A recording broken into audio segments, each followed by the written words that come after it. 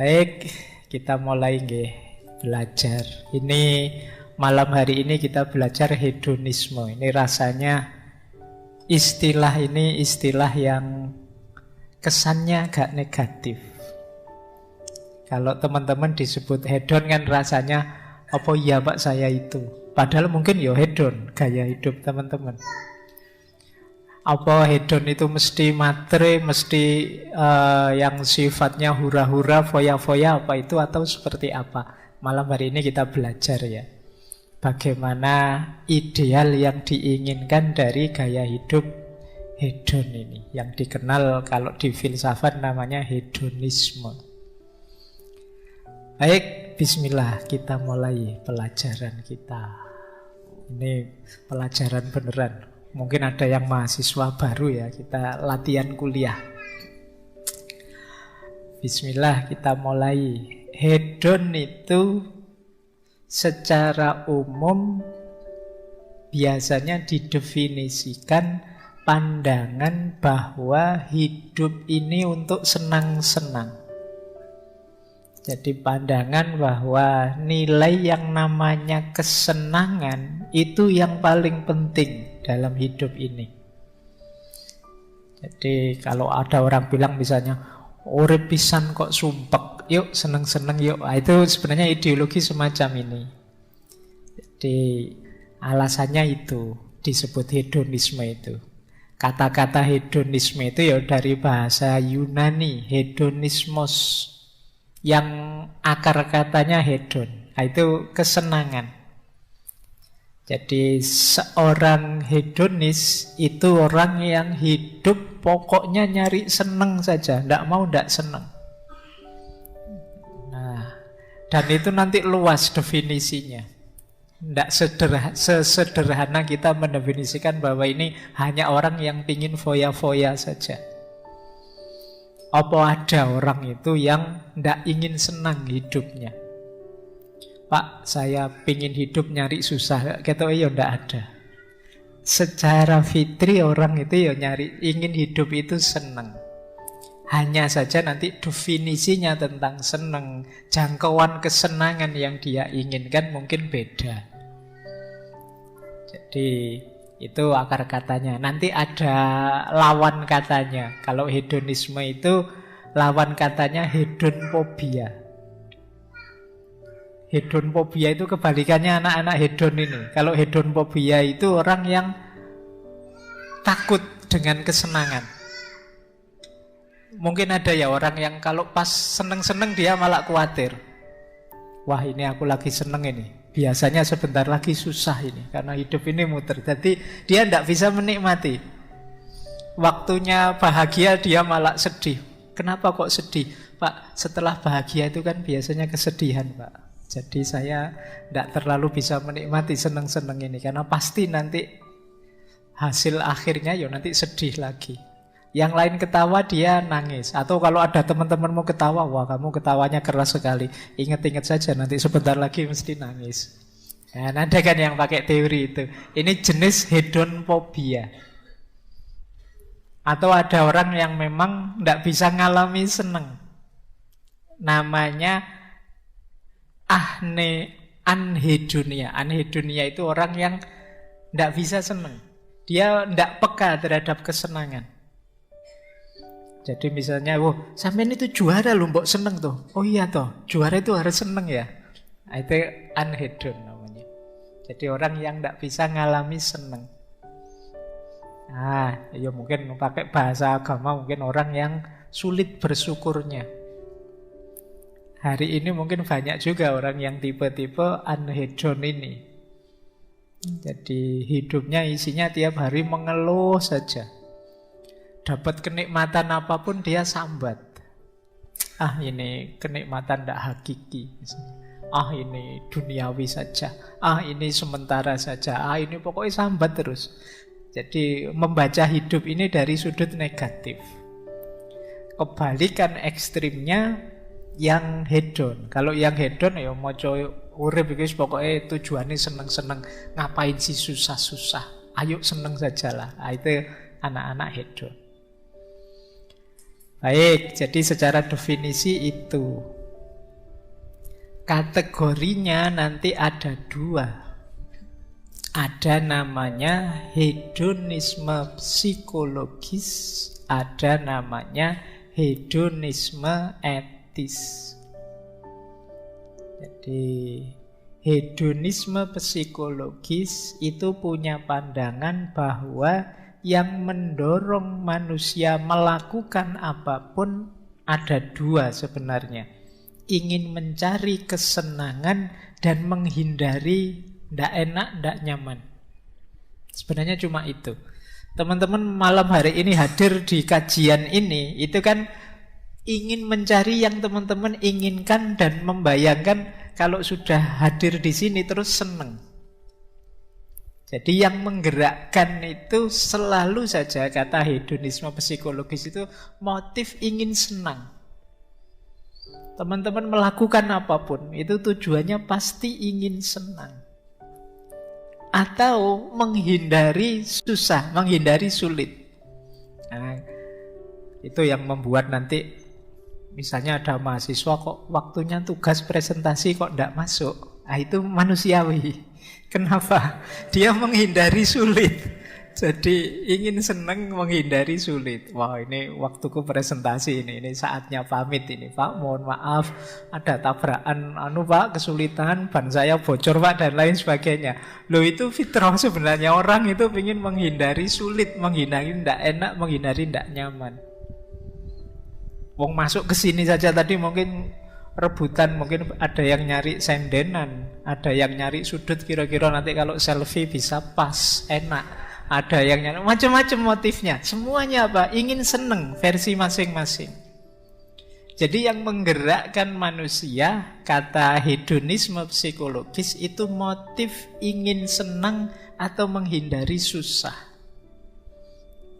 Di segala levelnya. Jadi alasan bisa dibikin belakangan.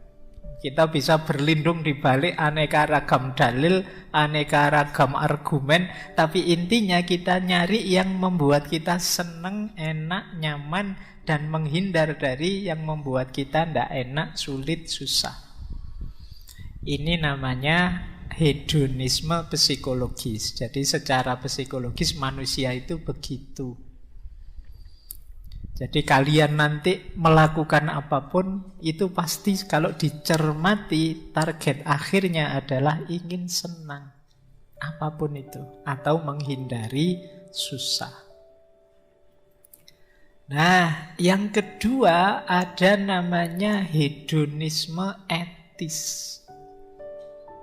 Kalau hedonisme etis ini ya nanti jadinya etika, sistem moral. Kalau dalam hedonisme etis itu berarti pertimbangan baik buruknya sesuatu itu dilihat dari menyenangkan atau tidak. Makanya namanya hedonisme etis. Jadi kok saya melakukan sesuatu yang membuatku sengsara, membuatku sulit. Nah, ini kalau pakai hedonisme etis itu masuk kategori perbuatan yang tidak etis. Jadi perbuatan etis itu ya perbuatan yang menyenangkan kita atau menjauhkan kita dari rasa tidak enak, dari rasa sakit. Berarti apa? Lakukanlah segala yang membuatmu senang dan jauhilah segala yang membuatmu susah. Itu saja rumusnya hedonisme etis. Jadi Pak, berarti orang tidak boleh sholat Pak, tidak zakat. Loh, zakat saja, sholat saja. Kalau itu membuatmu senang, lakukan itu. Rumusnya sebenarnya cuma itu. Pak, berarti kita ingin senang-senang sendiri Pak, tidak baik pada tetangga. Loh, kalau baik pada tetangga menyenangkanmu, ya lakukan saja. Orang itu nyari senang. Entah rumusnya apa, cari yang paling menyenangkanmu. Oh, itu nanti ini yang membuat nanti beda-beda, ada beda pandangan tentang yang namanya kesenangan. Tapi intinya lakukanlah yang membuatmu senang saja. Kalau kamu ingin bahagia, hindari yang membuatmu susah. Ini rumus dasar dari hedonisme etis. Nanti kata hedonisme etis itu segala perbuatan itu sebenarnya ada dua nilainya. Ada nilai intrinsik, ada nilai instrumental. Nilai intrinsik ini nilai yang hakiki. Kalau nilai instrumental ini alat saja untuk nilai yang hakiki tadi. Misalnya kata kelompok hedonic itu satu-satunya nilai yang intrinsik itu kesenangan. Sementara nilai yang lain itu instrumen. Jalan saja, alat saja untuk menuju kesenangan. Misalnya HP ini kan alat untuk saya senang. Ada banyak hal yang menyenangkan saya dari HP ini. Berarti nilai HP ini sebenarnya nilai instrumental. Nilai hakikinya apa? Kesenangan. Jadi nilai puncak itu kesenangan. Kita melakukan apapun ini punya nilai, tapi namanya nilai instrumental karena dia bukan tujuan finalnya. Tujuan finalnya selalu saja kesenangan. Nah, kalian milih melakukan apa atau tidak melakukan apa, yang kalian lakukan itu hanya alatnya saja, instrumennya saja. Nilai akhirnya apa yang kalian kejar? Kesenangan. Semua orang mengejar kesenangan. Maka kalau ada konflik, kalau ada masalah, problem, itu biasanya ya tabrakan antar kesenangan. Yang satu senangnya kalau tidur lampunya mati, yang satu senangnya kalau tidur lampunya nyala. Kok ya terus nikah? Oh, itu kan ngeri itu. Tiap malam harus diskusi dulu, ini lampunya mati apa lampunya nyala.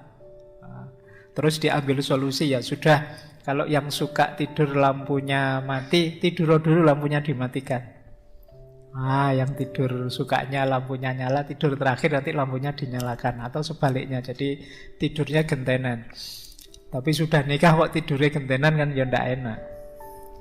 Nah, ini konflik antar kesenangan. Tapi ya memang puncaknya apapun ya orang nyari senang. Ndak bisa tidak. Kecuali orang yang ndak ngaku bahwa sebenarnya dia nyari senang. Kan banyak di antara kita yang gaya kalau dituduh Allah padune senengmu itu. Tapi kan kita biasanya berlindung di balik dalil, argumen, di balik ideal-ideal apa dan lain sebagainya. Jadi misalnya kemarin ada yang ketemu saya membahas tentang demo itu. Terus ngutip ngaji filsafat, Pak, mahasiswa itu kan ada tipe suka demo, ada tipe suka di perpus itu. Nah, demo maupun ke perpus itu instrumen. Hakikatnya apa? Dua-duanya mencari yang dia seneng. Jadi yang ikut demo ya memang seneng dengan demo. Yang ke perpus seneng dengan ke perpus. Meskipun dua-duanya mungkin kalau ditanya ya dibungkus dengan aneka dalil, argumen. Kita itu kan agen sosial, Pak, maka kita harus turun itu. Ya waktunya jiwanya cocok dengan itu, seneng.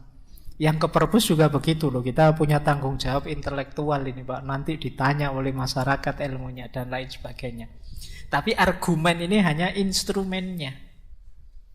Hakikatnya apa? Kita seneng atau tidak seneng. Makanya pernah saya sampaikan itu kan orang itu sebenarnya lebih banyak disetir oleh seneng dan tidak seneng dari dirinya dibandingkan benar salah atau baik buruk yang ada ideal di kepalanya. Saya seneng dulu, nanti argumennya belakangan. Jadi saya mengidolakan PSS dulu. Nah, nanti alasannya belakangan. Meskipun bolak-balik kalah, tak carikan alasan biar kegemaranku ini terjustifikasi. Jadi ini yang dimaksud tadi ya, dasarnya orang hidup ya semua nyari seneng. Jadi ini kategori namanya hedonisme etis. Jadi bermoral tidak, etis tidaknya sesuatu itu dilihat dari menyenangkan atau tidak, membawa kita jauh dari rasa sakit atau tidak. Ukurannya dua. Kenapa begitu? Karena hedonisme psikologis. Manusia itu segala tindakannya lebih sering terdorong oleh mencari kesenangan dan menjauh dari rasa sakit. Baik, ini dasar berpikirnya ini. Lanjut. Nah, kalau tadi makna idealnya, makna etimologisnya, kalau ini makna kekinian. Yang tadi saya bilang hedonisme itu sering dipandang negatif, itu biasanya makna kekinian ini. Mengapa sih orang memandang hedon itu negatif? Karena 5 ciri ini biasanya. Yang pertama, orang hedon itu punya kecenderungan egois. Jadi egois itu pokoknya seneng, enak, nyaman menurutku. Peduli amat orang sukanya apa. Wong saya suka kok Pak dengerin musik keras-keras malam-malam asik misalnya. Kamu tidak peduli temanmu terganggu, tidak bisa belajar, tidak bisa tidur. Kamu mengikuti hedonmu saja. Misalnya temenmu HP-nya masih HP tahun 2000 dulu, tapi kamu HP-mu gonta-ganti terus. Setiap tahun kamu ganti HP terbaru, kamu tidak peduli perasaannya. Kamu kalau ngomong selalu versi HP terbaru, ini ada NFC-nya loh, ini sudah sekian ratus MP ini sekali. Temenmu HP-nya tahun 2001, jadi dia tidak pernah dikeluarin HP-nya. Nah, itu kamu tidak mempertimbangkan perasaan ya, pokoknya kamu mikir dirimu saja. Bajumu gonta-ganti terus, merek terbaru terus, mahal-mahal. Temenmu beli baju aja nyari yang second misalnya. Nah ini egois, orang tidak mikir sekelilingnya. Pokoknya aku pingin seneng, itu saja. Nah, terus yang kedua yang sering dikeluhkan dengan perilaku hedon tentu saja materialisme. Kecenderungan hari ini orang hedon itu dilihat ya dia ingin nyari seneng-seneng level materi.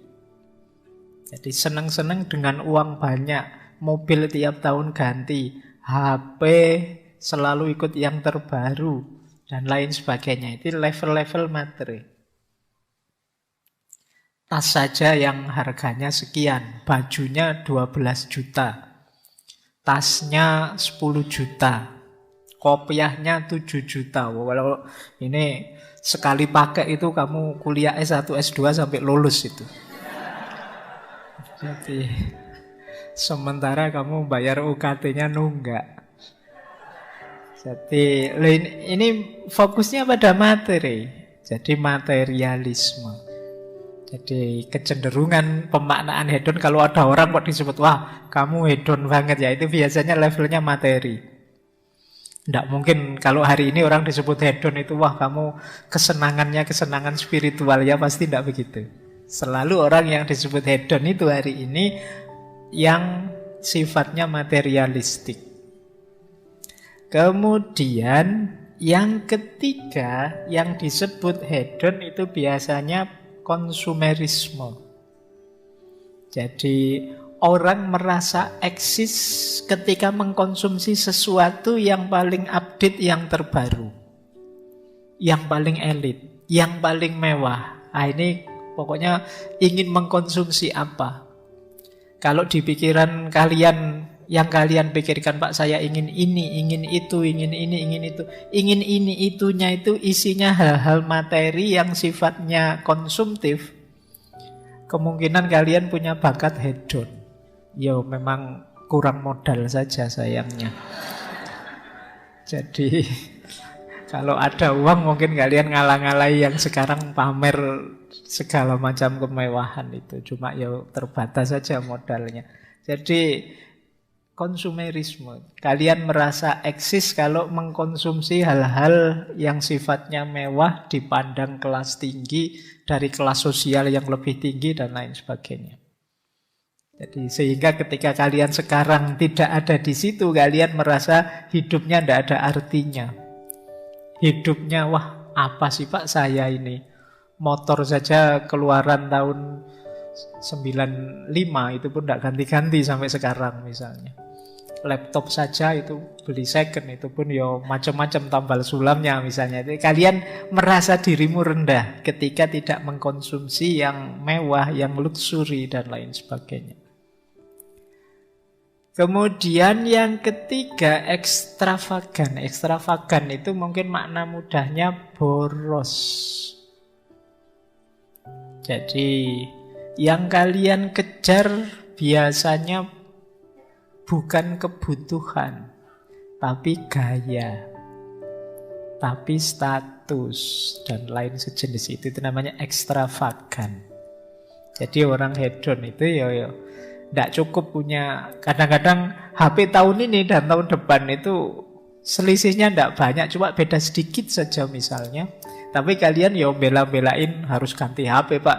Masa ini sudah bulan September 2022 misalnya, HP kita masih HP tahun 2021 misalnya, itu padahal KCM mau setahun, tapi kalian merasa sudah kalah jauh.